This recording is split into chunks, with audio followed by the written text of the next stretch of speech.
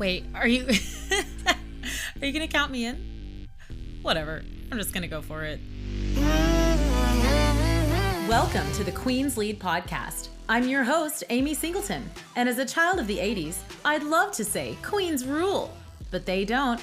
Queens lead. Being a queen means you are worthy to be a leader of people. The guests on our show do exactly that. They are leading the way in their businesses, families, and communities. And they're taking their rightful place in the spotlight, leading and inspiring the developing queens in all of us. Welcome to the Queen's Lead podcast.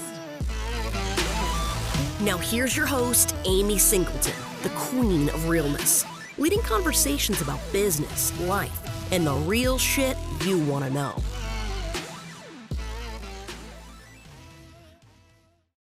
Welcome, everybody, back to another episode of the Queen's Lead podcast. I am your host, Amy Singleton, and today we are joined by Diane Helbig. She is an author. She is a business owner. She is a development and trainer, can completely help you revolutionize your business through communication as well. Her newest book, Succeed Without Selling, has my interest very much piqued. I think we'd all love to succeed without selling. So direct from Ohio, welcome, Diane. Thanks so much for having me here, Amy. Absolutely. So tell us more about you and your business and what's going on up there in Ohio. Well, so I do business advising and training, advise small business owners on most things that get in the way of their success. And I train people in all sorts of and sizes of businesses on mainly soft skills, sales, customer service, leadership, that sort of thing. So just, out here trying to improve the world one business at a time. One business at a time. And what got you into this space specifically? Oh my gosh, I could call it a midlife crisis. Right? I love it. After years of working in small business and working in leadership and sales and whatnot, my father passed away. It was sort of a pivot point. Yeah. And I just decided I wanted to do something that had more of an impact on the world. And talking to people who know me well, came to this place of, this is really what I should be doing. I should take everything I know and get out there and help other small businesses. So it's just grown from there. So were you involved in running other small businesses, or were you like working for a corporate business? So I was in management and leadership in small businesses. I was the director of operations of a company out of Michigan, got me to Cleveland. And then they said, you have to go into sales. And I said, no, I'm not going to do that. Because anyway, we went back and forth and I said, okay, I will do it. My father was a salesman. He was very successful. So I leaned on him a lot, took the Dale Carnegie course, figured it all out. Yeah. Did you learn how to win friends and influence people? Exactly. Yeah, right? You did. Yeah, it's pretty good stuff, isn't it? That stuff is really timeless. It's still, oh my gosh, right? Completely timeless. I mean, it pertains no matter what. Right. And so I went into sales for that company and then left there and went into sales for another company. So yeah, I had a lot of, between my experience and my father's, really, I got a great education that way. Yeah. Well, I think a lot of people, listening to this podcast are kind of at that pivot point that you were talking about, like that something happened or something's about to happen or just happened that you're like, I really feel like there's something different. There's a different path. So, I mean, obviously you had the death of your father as kind of an instrumental moment, but what else? Was just the culture testing you? What did you feel called? What was the moment that you're like, that's it, I can do this on my own? Yeah, it's a great question. So my sister said that I should be a marriage counselor because of the way I communicated. Okay. Yeah. Well, you might as well be a counselor if you're helping. I was going to say, teaching small business owners how to do these things, it's mostly getting out of our own way, right? Oh yeah. Right. They all say to me, "You sure you're not a psychologist?" And I'm like, right? Yeah. Not officially, right? Right. Yeah. And my best friend said, "No, you should be a life coach because you like telling people what to do." Yeah. Mm-hmm. So I started. Bossy. Yeah, exactly. So, which my sister also knew, was too polite to say. so I took this I got on this introductory call on this coaching program, and I was sitting there. They did like a mock coaching session, so you could see what it was like. Yeah. And I'm listening to this and I'm writing down on a piece of paper, I can do this. I can do this. I can do this. It was just like that aha moment of, wow, this is a thing. I didn't know what it was before then. Yeah. Like, this is it, but not for people, because I don't have a lot of patience. It's got to be, it's got to be for businesses. Yeah. Yeah. Well, in counseling, people don't do what they're told anyway. Right? No, right? It's all that, yeah, but it's Yeah, just, but yeah. all the excuses. So what's Yes, different about people versus businesses? Because people are made up, I mean, businesses are made up of people, right? So there's right. got to be some level of counseling and holding oneself accountable to Yes. doing those things, right? Absolutely. So the difference is that with businesses, the people who seek out a coach or an advisor know they can't make the changes on their own. They've tried, it doesn't work, and they really want to. So they're totally invested in opening Yeah. the kimono, right? And saying, Yeah. Come tell this us is what to everything. do. Come Right. into the closet, look Exactly. at all our dark corners and clear out those Yes. cobwebs. Yeah. Yeah, right. No excuses, whatever. And some Right. of them, there's a little bit of a, sometimes a little bit of a push and pull, but it's because they have to go through the process. So what I Yeah. realized was I wasn't doing coaching in the traditional sense of the word because it takes too long, right? These people Mhm. needed advice. They need input. They need ideas. They need to be questioned Yeah. and pushed and pulled, but what they're really looking for are solutions. Hmm. So that's part of the difference. Yeah. They develop self-discovery along the way, but they don't have time to go through the self-discovery to get to the place where they can Yeah. figure out how to change. Hmm. Well, what are the biggest problems, or what's the most common problem that you're seeing that they're needing a solution for, like right away? So one of the biggest is I hate sales, which is part of the reason why I wrote the book, Yeah. right? Okay. So I need clients, but it's either not working what I'm doing or I don't like this having to do these things, whatever it is. So Yeah. it's creating that process for them. Hmm. The other one is sort of the flip side of that, which is I have plenty of clients. I just have no time. I'm Hmm. chasing my tail. I'd like to unplug. I'd like to go on a vacation, but I can't seem to get there. So I feel like I'm Hmm. running really fast, but at the end of the day, not necessarily accomplishing anything. I'm exhausted. So Hmm. what that says to me is they need systems and structure that they don't have currently. And it's Yeah. probably because they launched, they grew, they didn't need them at first, right? And they didn't Yeah. realize when they got to the place where, okay, Yeah. we need some sort of packaging on this thing. Absolutely. Well, when is that right time? Because I speak to so many business owners as well. I'll speak to someone who's really new in business and they're like, well, we don't have a process. We don't really even know our process yet. And then, but it happens so quickly that all of a sudden Mhm. you find yourself in need of a process. So when is that right time to start You developing? And know, what now, and also, and adjacent to that question, yeah. I feel like, I know the answers to this, but I feel like a lot of people do not know. When you say develop a process, develop a system, what exactly do you mean? Do you mean write that down in a book? Is it a spreadsheet? Is it something like a sauna? What exactly, for the new business owners that are like, what do you mean by a process or a system? What does that really look like? So I'm going to split those two and Yeah. say process for me is we go through these steps to accomplish this task, whatever it is, this thing. And yes, they need to get that into a binder, a booklet, some sort of record, so that this is what I always say to my clients. God forbid a million times you were hit by a bus and you didn't die, but you were in a Yeah. coma for 30 days. Yeah. Could someone walk in, grab the manual, and actually do those things to keep Hmm. the engine going until you wake up? Yeah. Okay. So it's that. And what most people say is, I don't have time to sit down and write this thing down. To which I say, fine, grab your phone, turn on the Yeah. voice recorder, And as you're doing the thing, record to yourself the steps that you're taking. Yeah. That's Okay. number one. Yeah. Okay. So it can be Because- as easy as that. We all have this thing, right? We all got it. So, Yeah. okay, So great. do it, right? Because Yeah. then you can transcribe that, or you can have it transcribed by someone, Mhm. in the Philippines, whatever. Yeah. It's okay. So that's process. Systems is sort of taking a step back and looking at your business and saying, okay, are we as efficient as we could be? Are we doing things in a way? Are the right people doing the right things?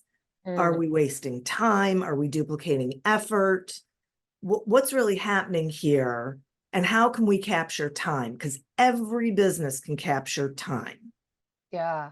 It's just having a second set of eyes, which is one of the reasons why having an advisor helps. Because you have someone from the outside looking in going, okay, explain to me why we're doing it this way. Yeah. It could be perfectly rational, right?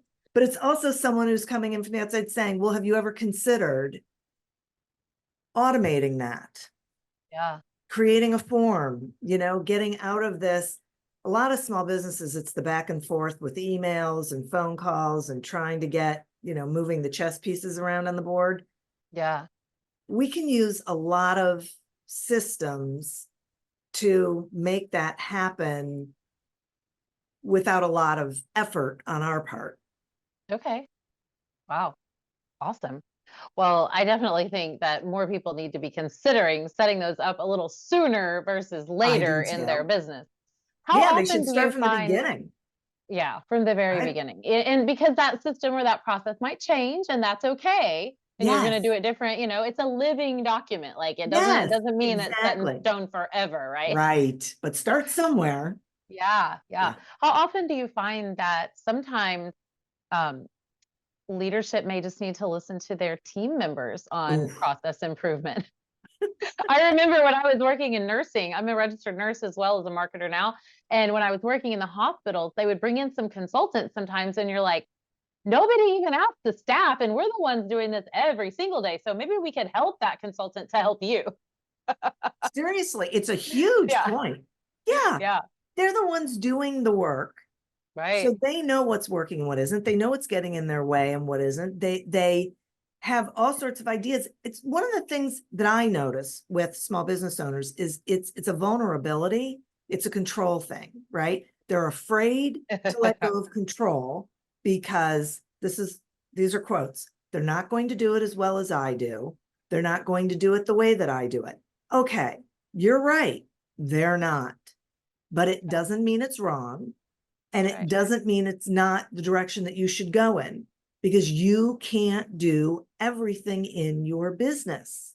Yeah. You hired them for a reason. Trust them. Yeah. Trust them. That's hard. That's hard to do. I And I think know. it's also hard for the ego of the business owner to think that, and I mean, maybe this just is in more, younger business owners who haven't learned yet. Cause now I'm like, yeah, give me that 22-year-old. They know way more than I know. Like, give me those people. I want them to know more than me. But it's Yeah. hard on the ego at first when you hire someone in, or you have a team member that might outshine you, or that might have a better idea than you, or might be able to do it better. Of course, they're not going to do it like you. What if they do it better?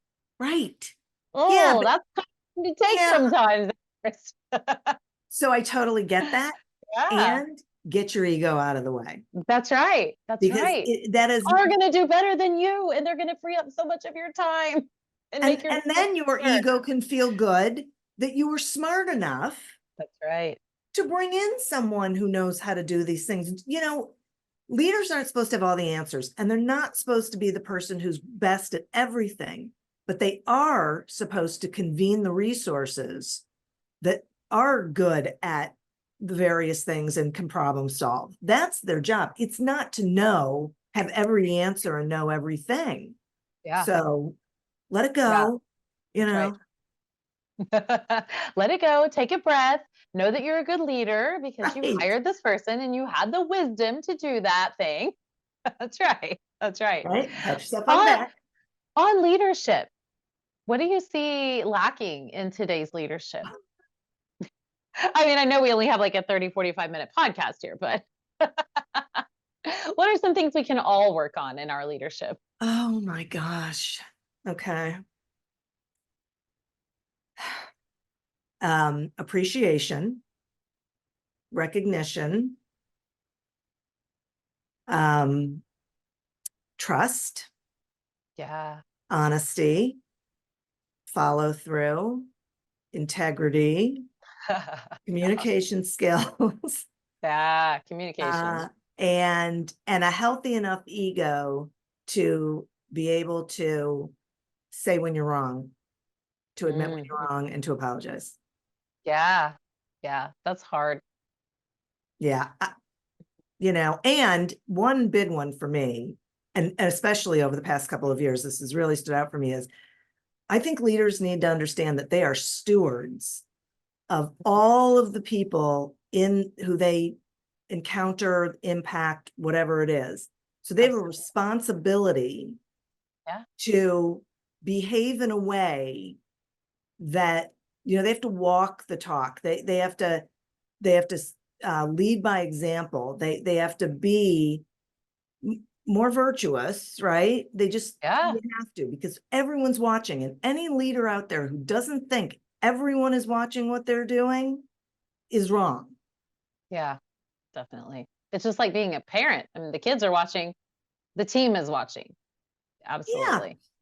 When my kids were little, I picked up my son from daycare, and a man held the door open for us as we were walking out. And so I said, "Thank you." And my son turned to me and said, "Do you know him?"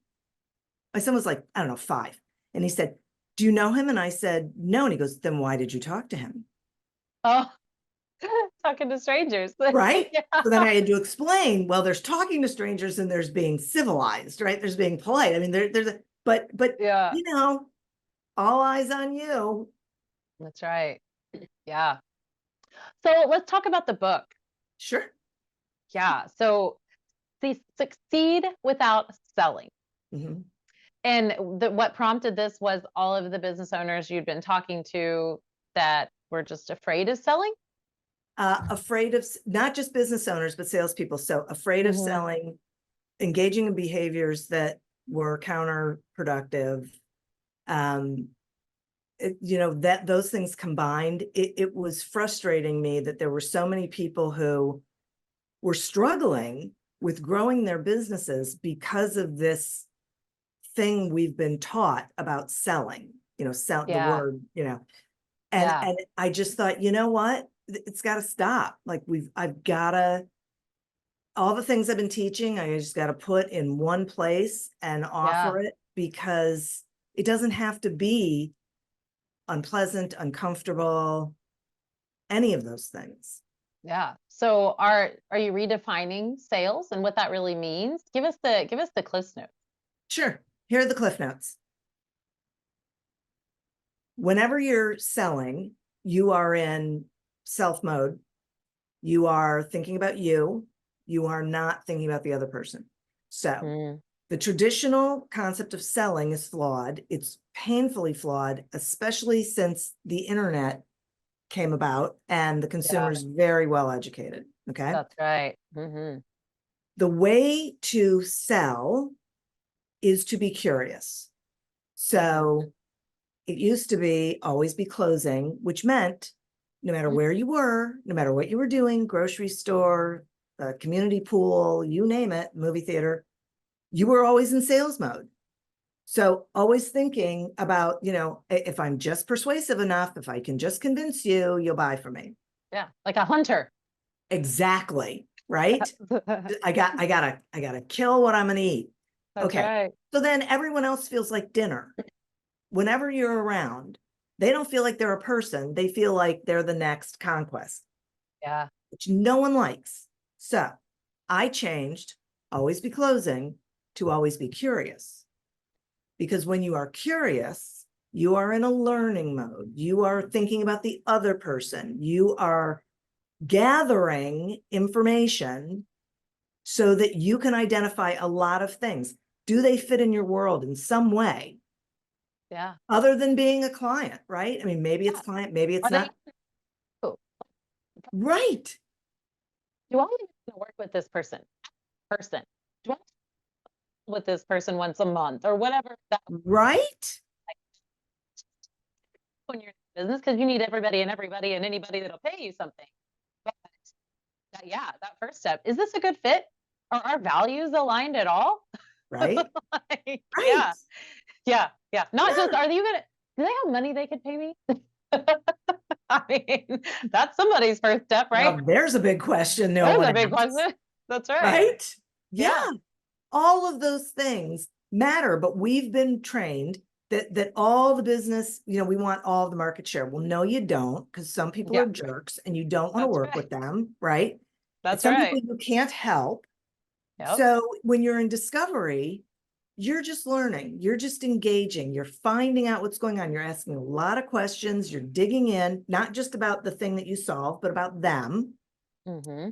And then if you think, okay, I can help them and I want to help them, then you're talking, not before then.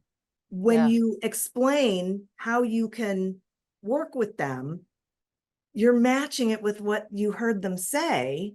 So both of you are walking down the same road. So there aren't objections because you're hitting on every single thing. Yeah. If you can't help them, you're going to be able to, because you heard everything they said, you were, checking the, and you're going to say, you know what? I just don't think we're the right resource for you right now. Thank you so much for the information. Happy to provide some other resources, or you don't even have to do that. You build respect, you build trust. You may never work with them, but they'll refer you to other people. Yeah. So this is why I say, so the subtitle of the book is The More You Think About Selling, the Less You'll Sell. And it's because you give off that scent that you are hunting, that you are desperate. And no one likes it. That's right. So you don't get what it is you're going for. Yeah. So They don't want to be sold. They want to buy something that might solve their problem, but they don't want to be sold to. all day long. Absolutely. That's exactly right. They'll buy when they need it and when they trust you. Yeah. And that's And not it. a minute before. Exactly right. So you Yeah. cannot talk them into it. You can't convince them. That's where buyer's remorse comes from. That's right. So yeah. Yeah. That's so big. That's so big. So talk to us about some of your clients. You say you work with small businesses, big businesses. Do you have a niche, an ideal niche that you work with? For the advising, I really do. I prefer small. And when I say small, I mean people-wise in the leadership, so there's a real short hierarchy. I love that. I love small business owners and their leadership teams. That is probably my real passion place. When Yeah. it comes to training, and I don't care about the industry in either camp. I've worked probably in almost every industry. Really? Okay. Yeah, because the Nice. rules are the same. I mean, Yeah. right? Yeah. Yeah. For the training side, the size of the company doesn't matter. I usually end up working with lower and mid-level leaders who really need those skills enhanced or even provided to them because someone threw them into a leadership position and never gave them any training, right? They weren't necessarily, but they want to do a good job. They just don't have the skills to do it. So I love working with those folks because they're genuine, they're honest, they participate, they engage. Yeah. Yeah. Crazy. So what have some of the challenges you've faced in your business been? I mean, you're solving problems for other people's businesses all the time, but you're also running a business, right? So what does that look like for you? And what have been some of your challenges? Yeah. Probably the same as everyone else. When I started my business, my kids were really little. So that was that juggling act of where am I and how do I manage that? Yeah. I entered into partnerships one partnership with someone who I didn't know well enough before it was all the excitement and the glow. Yeah. it's like getting married, you know. Like the engagement, right? Exactly. Yeah, I was yeah. thinking of a marriage, like, oh, we're dating. This is great. Let's get married, e.g., start a business together. Oh, Yeah, it was yeah, I've heard bad. that story many times. Yeah, yeah. It's Bad just, deal. it's bad. And I stayed in too long because it was in my community and I felt an obligation to my community and then I finally just turned to my husband one day and said, I think I need to get out of this. Like, Yeah. so do, Okay. whatever. And it ended up hurting my regular, but anyway, and the minute I got out of it, let me just say, like the minute I left that relationship, boom, like to the moon, my business, my regular business just, yeah, because I was telling the universe, okay, this is really what I'm doing, right? So there's that. When COVID hit, my business almost became extinct because I did a lot of in-person training and that was not a thing for a couple of years. Speaking and events went away, right? Like you do a lot of speaking at events as well, right? Yep. Yeah. Gone. I entered 2020 with a whole bunch of signed contracts, and by April they were all gone. All gone. Yikes. Yeah. Yeah. So I decided that, well, I gathered up a couple of people who we were supposed to do a program later in the year, and I said, okay, let's do something for these associations. So we just created a program and went out and did it.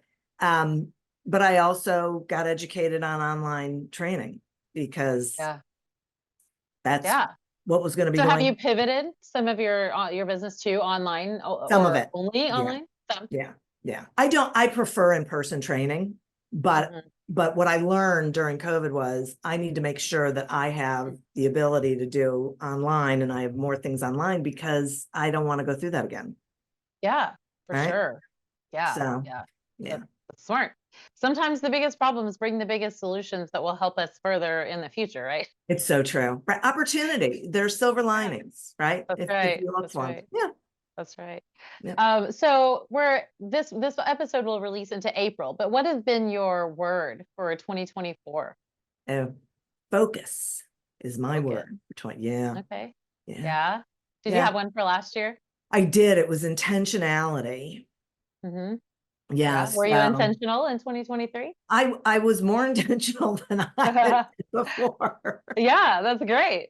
So what's the focus? What's the focus on? What are you looking forward to? What's the focus for? Yeah, so the focus is that what I realized last year was I really want to be doing more training. And currently most of the training that I do right now comes from organizations sending me out. And I want to start developing relationships on my own with companies and get the training myself because then I have more control, right? So that's my big focus for I love 2024. And it keeps me from bright, shiny objects and, What's that? What's a shiny object? I don't know. Business owners are really good at that, aren't we? Oh, I have an idea. yeah. I have an idea. Oh, what about this thing? Oh, what am I missing out over here?